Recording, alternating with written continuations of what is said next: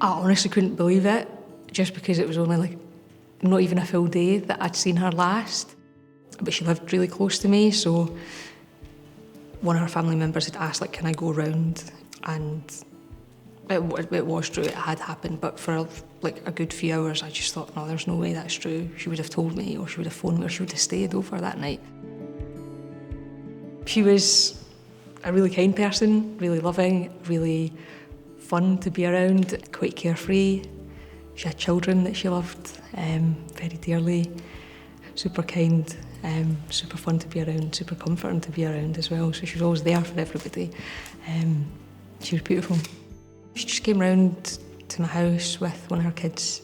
She didn't seem herself, she was really erratic. I don't know if she was maybe drinking that day as well, but I could tell that she wasn't really herself. But she'd stayed for a few hours, and then she had to go because her kid had to go get the train. So they left, and then the next day she took her own life.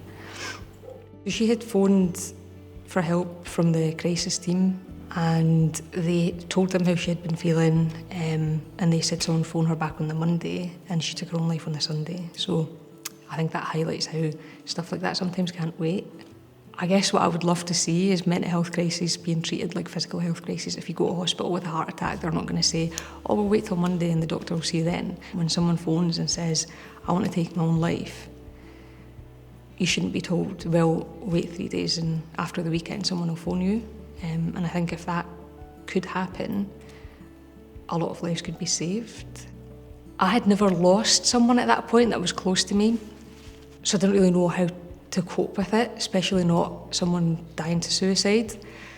What if I'd asked more, or what if that night I'd asked more specifically, like, are you safe tonight? I wish I'd asked that like specifically so that she had the space to answer. So I really struggled with that, and the impact that had on me was I really struggled to cope with my mental health after her death. I went to therapy, spoke about the grief. That helped me a lot to make sense of it. And then for me, I guess my way of coping is making meaning out of what had happened, so that if I can, try to stop it from happening to someone else or another family, another friend.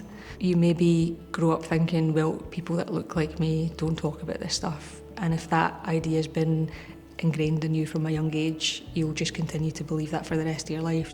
And I think it's important to have that representation so that everybody feels represented and feels seen as well, and feels like they can speak about their experiences.